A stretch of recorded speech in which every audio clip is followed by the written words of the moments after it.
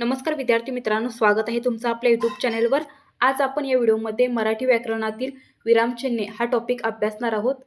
तर या टॉपिकवर तुम्हाला परीक्षेमध्ये 1 ते 2 मार्कांसाठी प्रश्न विचारले जातात आणि असे एकूण 18 विरामचिन्हे आहेत। आता या विरामचिन्हांचा वाक्यामध्ये कसा आणि कोठे वापर करायचा हे आपण या व्हिडिओमध्ये पाहणार आहोत। त्यामुळे व्हिडिओ नक्की शेवटपर्यंत पहा आणि व्हिडिओ आवडल्यास चॅनलला लाईक, शेअर आणि सबस्क्राईब करायला विसरू नका। तर या ठिकाणी आपल्या टॉपिकचं नाव आहे विरामचिन्हे। तर सुरुवातीला आपण विरामचिन्हे म्हणजे काय हे थोडक्यात पाहूया। विराम म्हणजेच विश्रांती अथवा थांबणे। आपण बोलताना मध्ये मध्ये थांबतो, वाचताना सुद्धा वाक्य कोठे संपते, प्रश्न कोठे आहे, उद्गार कोणता, वाक्यात कोठे व किती थांबावे हे कळले पाहिजे। ते समजण्यासाठी जी चिन्हे वापरली जातात त्यांना आपण विरामचिन्हे असे म्हणतो। तर आपण असे एकूण विरामचिन्हाचे किती प्रकार आहेत पहा।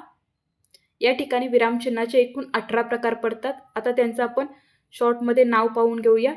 पूर्णविराम, अर्धविराम, अपूर्णविराम, स्वल्पविराम, प्रश्नचिन्ह, उद्गारचिन्ह, अवतरणचिन्ह, संयोगचिन्ह, अपसारणचिन्ह, अवग्रह, काकपद, विकल्पचिन्ह, लोपचिन्ह, अधोरेखा, यतोचिन्ह, गोलकंस, संक्षेपचिन्ह, एकेरी दंड आणि दुहेरी दंड असे एकूण विरामचिन्हाचे 18 प्रकार पडतात आणि त्यांच्या नावाच्या पुढे आपण ती विरामचिन्हे कंसामध्ये दिलेली आहेत। तर आता आपण एक एक विरामचिन्ह पाहूया। पहिलं विरामचिन्ह आहे पूर्णविराम। पूर्णविरामचिन्ह म्हणजेच काय तर एक डॉट, त्याला आपण काय म्हणतो, पूर्णविराम। तर ते कधी वापरलं जातं वाक्यामध्ये, वाक्य पूर्ण झाले की वाक्याच्या शेवटी हे चिन्ह वापरतात। कोणतं? पूर्णविराम चिन्ह हे वाक्य पूर्ण झाल्यानंतर वाक्याच्या शेवटी वापरलं जातं।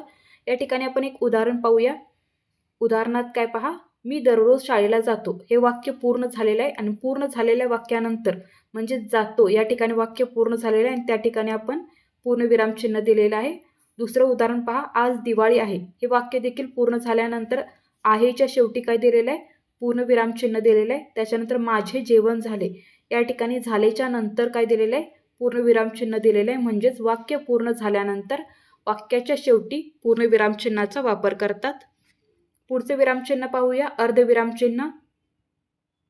आता अर्धविरामचिन्ह 2 ठिकाणी वापरलं जातं। पहिलं आपण पाहूया कुठे, 2 छोटी वाक्ये उभयान्वयी अव्ययाने जोडतात तेव्हा अर्धविराम वापरलं जातं। अर्धविराम म्हणजे वर डॉट आणि खाली स्वल्पविराम सारखं, तर ह्याला आपण अर्धविराम म्हणतो। कधी वापरलं जातं, 2 छोटी वाक्ये उभयान्वयी अव्ययाने जोडताना त्या ठिकाणी आपण अर्धविराम चिन्ह वापरतो। या ठिकाणी उदाहरण पहा, गड आला पण सिंह गेला। या ठिकाणी काय झालेलं आहे, गड आला, आल्यानंतर आपण अर्धविरामचा वापर केलेला आहे। म्हणजे कधी तर 2 छोटी वाक्य उभयान्वयी अव्ययाने जोडताना अर्धविराम चिन्हाचा वापर करावा। आता दुसरं कोठे वापरलं जातं ते पहा, संयुक्त वाक्यातील समान वाक्ये वेगळी वेगळी दाखवण्यासाठी अर्धविराम चिन्हे वापरतात। उदाहरण पहा, वडिलांच्या जिवंतपणी त्या उधळ्या मुलाचे काहीच चाललेले नाही या ठिकाणी अर्धविरामचा वापर केलेला आहे। परंतु वडिलांच्या निधनानंतर मात्र त्याने आपली सर्व संपत्ती उधळून टाकली। म्हणजे संयुक्त वाक्य आहे हे आणि या ठिकाणी समान वाक्य दिलेले आहेत पण ती वेगळी वेगळी दाखवण्यासाठी काय केलेलं आहे, अर्धविराम चिन्हाचा वापर या ठिकाणी केलेला आहे। पुढचं चिन्ह पाहूया आपण, अपूर्णविराम। अपूर्णविराम म्हणजे काय तर 2 डॉट असतात अशा प्रकारे, त्याला आपण अपूर्णविराम म्हणतो। अपूर्णविराम कधी वापरलं जातं, तर वाक्याच्या शेवटी तपशील द्यावयाचा असल्यास अपूर्णविराम चिन्हाचा वापर केला जातो। कधी तर वाक्याच्या शेवटी तपशील द्यावयाचा असल्यास अपूर्णविराम चिन्हाचा वापर केला जातो। आता या ठिकाणी उदाहरण पहा, पुढील उदाहरण सोडवा। म्हणजे या ठिकाणी असं पुढील उदाहरण सोडवा यासाठी आपण 2 डॉट देतो। पुढील क्रमांकाचे विद्यार्थी उत्तीर्ण झाले या ठिकाणी काय केलेलं आहे, झाले नंतर 2 डॉट दिलेले आहेत आणि हे काय करायचं, तपशील दिलेला आहे। हा तपशील देण्यापूर्वी आपण काय केलेलं आहे, 2 डॉट देऊन म्हणजे अपूर्णविराम चिन्ह दिलेलं आहे। तर अशा प्रकारे याचा वापर वाक्याच्या शेवटी जर आपल्याला तपशील द्यावायचा असेल तर त्यावेळी अपूर्णविराम चिन्हाचा वापर केला जातो। चौथं चिन्ह पहा, स्वल्पविराम। तर हे स्वल्पविरामचे चिन्ह आहे। ते कधी वापरलं जातं, तर एका जातीचे अनेक शब्द लागोपाठ आल्यास त्यावेळी आपण स्वल्पविराम चिन्ह वापरतात। आता या ठिकाणी बघा उदाहरण दिलेलं आहे, मला वाघ, सिंह, हत्ती इत्यादी प्राणी आवडतात। या ठिकाणी वाघ, सिंह, हत्ती हे काय आलेले आहेत, एकाच जातीचे लागोपाठ आलेले शब्द आहेत। तर ते वेगळे वेगळे दाखवण्यासाठी आपण काय करतो, स्वल्पविराम चिन्हाचा वापर करतो।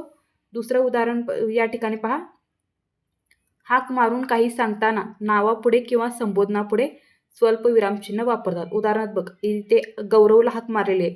गौरव पुस्तक घे. या ठिकाणी गौरवला काय म्हणलेले आहे? हाक मारलेली आहे. त्यामुळे काय झालेलं आहे? इथे स्वल्प विरामचिन्हाचा वापर केलेला आहे. किंवा आपण काही वेळाला असं येतो उदाहरण, मुलांनो, तर मुलांनोच्या नंतर काय येणार आहे? स्वल्प विरामचिन्ह आहे. म्हणजे काय आहे? संबोधन आहे. तर संबोधनापुढे देखील काय असतं? स्वल्प विरामचिन्ह असतं. तर अशा प्रकारे 2 ठिकाणी आपण स्वल्प विरामचिन्हाचा वापर करतो. पुढचं आहे प्रश्नचिन्ह. हे सर्वांना माहितीच असेल. तर प्रश्नचिन्ह हे वाक्यात प्रश्न विचारलेला असेल तर वाक्याच्या शेवटी वापरलं जातं. या ठिकाणी 2 उदाहरणं आहेत पहा. तू कोठे गेला होतास? या वाक्यामध्ये काय केलेलं आहे? प्रश्न विचारलेला आहे आणि वाक्याच्या शेवटी काय दिलेलं आहे? प्रश्नचिन्ह दिलेलं आहे. दुसरं उदाहरण आहे, तुझे नाव काय आहे? या देखील प्रश्न विचारलेला आहे आणि वाक्याच्या शेवटी प्रश्नचिन्ह दिलेलं आहे. पुढचं आहे उद्गार चिन्ह. तर या ठिकाणी अशा प्रकारे हे उद्गार चिन्ह असतं. तर हे कधी वापरलं जातं? मनातील भावना, आश्चर्य व्यक्त करण्याच्या शब्दाच्या शेवटी उद्गार चिन्ह वापरलं जातं. कधी कधी मनातील भावना किंवा आश्चर्य व्यक्त करणाऱ्या शब्दाच्या शेवटी दिलं जातं. या ठिकाणी पहा उदाहरण, बापरे हा शब्द काय करतो? आश्चर्य व्यक्त करतो आणि त्याच्यानंतर काय आलेलं आहे? उद्गार चिन्ह आलेलं आहे. त्याच्यानंतर केवढा मोठा हा हत्ती, या ठिकाणी देखील आपण काय दिलेलं आहे? उद्गारवाचक चिन्ह दिलेलं आहे. पुढचं उदाहरण पहा, आ हा हा, याच्यानंतर काय झालेलं आहे?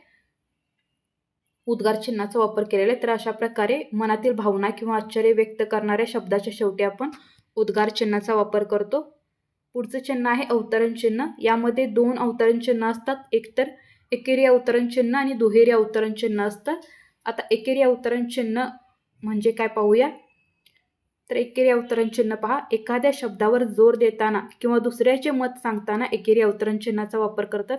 कधी? एखाद्या शब्दावर जोर देताना किंवा दुसऱ्याचे मत जर आपल्याला सांगायचे असेल तर त्यावेळी आपण एकेरी अवतरण चिन्हाचा वापर करतो. या ठिकाणी उदाहरण पहा, गांधीजींनी चले जाव ही घोषणा दिली. आता चले जाव हे काय केलेलं आहे? एकेरी अवतरण चिन्हात घेतलेलं आहे. तर या ठिकाणी चले जाव या शब्दाला काय करायचं आहे आपल्याला? म्हणजे या शब्दावर जोर द्यायचा आहे, म्हणून त्या ठिकाणी आपण काय केलेलं आहे? एकेरी अवतरण चिन्हामध्ये ते दाखवलेलं आहे. आता दुहेरी अवतरण चिन्ह कधी वापरायचं पाहूया. या ठिकाणी पहा, अशा प्रकारे दुहेरी अवतरण चिन्ह असतं. तर एखाद्या व्यक्तीचे तोंडचे शब्द आपल्याला जसेच्या तसे जेव्हा मांडायचे असतात तर त्यावेळी आपण दुहेरी अवतरण चिन्हाचा वापर करतो. तर या ठिकाणी बघा, दिनेश म्हणाला, म्हणजे दिनेशच्या तोंडचे शब्द आपल्याला या ठिकाणी जसेच्या तसे सांगायचे आहेत. त्यावेळी आपण त्याचा दुहेरी अवतरण चिन्हामध्ये वापर केलेला आहे. मी आज शाळेत जाणार नाही. कोण म्हणाला? दिनेश म्हणाला. दिनेशच्या तोंडचे वाक्य जेव्हा आपल्याला जसे तसे लिहायचे आहे तर त्यावेळी आपण काय करणार आहे? दुहेरी अवतरण चिन्हाचा वापर करणार आहे. पुढचं चिन्ह आहे संयोग चिन्ह. तर अशा प्रकारे ही छोटी रेष असते ज्याला आपण संयोग चिन्ह म्हणतो. तर 2 शब्द जोडताना या संयोग चिन्हाचा वापर केला जातो. उदाहरण इथे घेतलेलं आहे, आई आणि वडील हे 2 शब्द आपल्याला जोडायचे आहेत. तर त्यावेळी आपण मध्ये काय देतो? संयोग चिन्ह देतो. त्याच्यानंतर आणि कोठे वापरलं जातं पहा, लिहिताना ओळीतील शेवटचा शब्द जर बसत नसेल तर 2 भाग करताना आपण काय करतो? संयोग चिन्ह वापरतो. म्हणजे महाराष्ट्र हे खूप मोठे राज्य असून महाराष्ट्रात वेगवेगळ्या प्रकारच्या बोलीभाषा बोलल्या जातात. आता समजा हे वाक्य खूप मोठं आहे, हे एकाच ओळीमध्ये बसत नाही, तर आपण महाराष्ट्रात याच्यानंतर काय देणार आहे? संयोग चिन्ह देणार आहे. तर अशा प्रकारे कधी वापरलं जातं? एकतर 2 शब्द जोडताना वापरलं जातं संयोग चिन्ह, किंवा लिहिताना ओळीतील शेवटचा शब्द जर वाक्यामध्ये बसत नसेल तर 2 भाग करताना आपण काय करतो? संयोग चिन्ह वापरतो. पुढचं आहे अपसारण चिन्ह. संयोग चिन्ह आणि अपसारण चिन्ह थोडं एकसारखंच असतं, पण त्याचा वापर वेगवेगळा होतो. तर वाक्याच्या पुढे जर तपशील द्यायचा नसल्यास म्हटलेलं आहे, तर वाक्याच्या पुढे जर तपशील द्यायचा नसल्यास अपसारण चिन्हाचा वापर करतात. महाराज तुमचा राजवाडा जळून, म्हणजे आपल्याला पुढे याच्या ठिकाणी वाक्य पूर्ण करायचं नाही किंवा वाक्याचा पुढचा तपशील द्यायचा नाही आहे, तर त्यावेळी आपण काय केलेलं आहे? अपसारण चिन्ह दिलेलं आहे. आणि जर वाक्याच्या पुढे तपशील द्यायचा असला तर कोणतं? तर हे चिन्ह वापरलं जातं डबल डॉटचं. पुढचं बघा, 10 अवग्रह चिन्ह आहे हे. तर याचा वापर कधी केला जातो?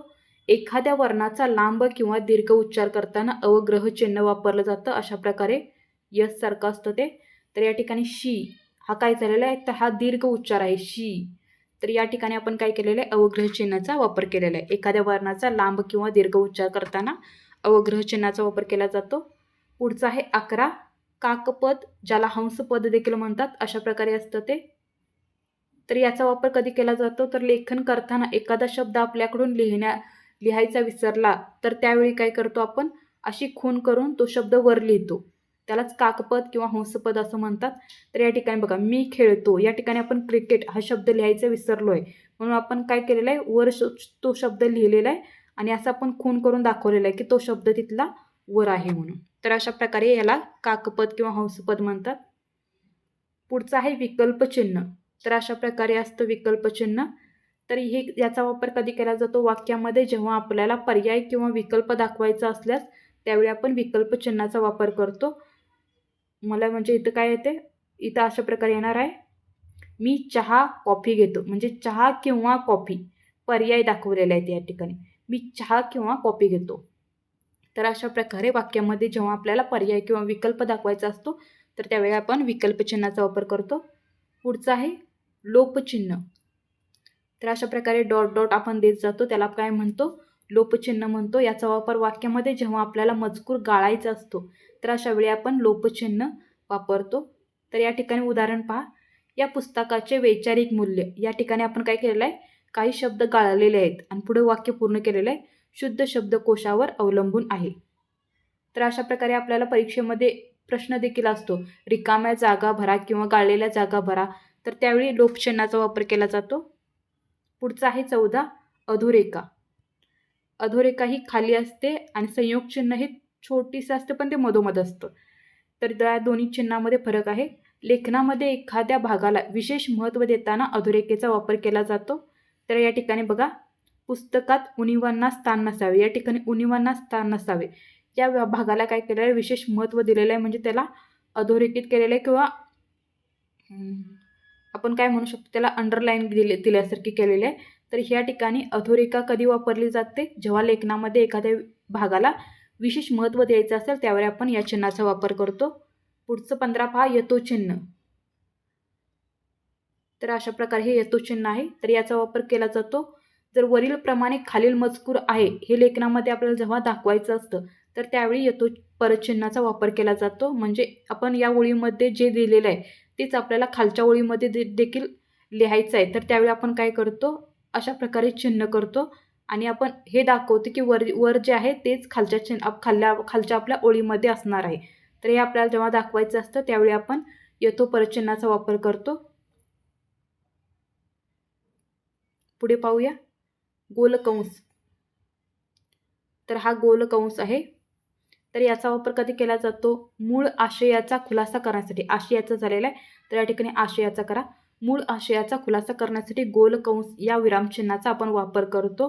तर या ठिकाणी बघा, महाराज पेटाऱ्यातून, या ठिकाणी काय केलेलं आहे, पेटाऱ्याचा उपयोग करून हे आपल्याला ह्या महाराज पेटाऱ्यातून म्हणजे काय, तर याचा या ठिकाणी आपण खुलासा केलेला आहे.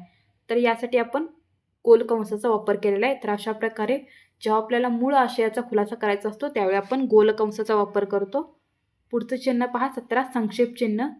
तर या ठिकाणी पूर्णविरामसारखं संक्षेप चिन्ह असतं पण या दोन्हीचा वापर वेगवेगळ्या ठिकाणी केला जातो. तर या ठिकाणी बघा, वाक्यामध्ये किंवा लेखनामध्ये शब्दांचा संक्षेप दाखवताना, म्हणजे शब्द शॉर्टमध्ये दाखवताना तेव्हा काय करतो आपण, संक्षेप चिन्हाचा वापर करतो. तर या ठिकाणी बघा, संक्षेप चिन्ह आणि पूर्णविराम ही दोन्ही चिन्हे सारखीच दिसतात, पण पूर्णविराम हे वाक्य पूर्ण झाले हे दाखवण्यासाठी तर वाक्याच्या शेवटी वापरलं जातं आणि संक्षेप चिन्ह हे शब्दाचा संक्षेप दाखवताना अक्षरानंतर वापरलं जातं. तर या ठिकाणी बघा, द सा द से या ठिकाणी प्रत्येक अक्षरानंतर आपण संक्षेप चिन्ह वापरलेलं आहे आणि पूर्णविराम चिन्ह हे वाक्याच्या शेवटी वापरलं जातं. तर हा फरक तुम्हाला लक्षात ठेवायचा आहे. पुढचं आहे एकेरी अवतरण चिन्ह आणि दुहेरी अवतरण, एकेरी दंड आणि दुहेरी दंड. तर अशा प्रकारे एकेरी दंड आणि दुहेरी दंड हे असतात. यांचा वापर कवितेमध्ये आपण शक्यतो करतो. बऱ्याच वेळा कविता, ओव्या, अभंग यांमध्ये चरणाच्या शेवटी एकेरी दंड आणि दुहेरी दंडाचा वापर केला जातो. उदाहरण या ठिकाणी बघा, गणाधीश जो ईश सर्वांगुणाचा, मुळारंभ आरंभ तो निर्गुणांचा. या ठिकाणी आपण पहिल्या ओळीमध्ये एकेरी अवतरण चिन्ह दिलेलं आहे आणि दुसऱ्या ओळीमध्ये तू हे उद्धरणचिन्हाचा वापर केलेला आहे. तर अशा प्रकारे ही मराठी व्याकरणातील एकूण 18 विरामचिन्हे आहेत, ज्यांच्यावर तुम्हाला परीक्षेमध्ये 1 ते 2 मार्कांसाठी प्रश्न विचारला जातो. त्यामुळे याच्यावर तुम्हाला फोकस करायचा आहे आणि जर व्हिडिओ आवडला असेल तर चॅनलला सबस्क्राईब करायचं आहे. धन्यवाद.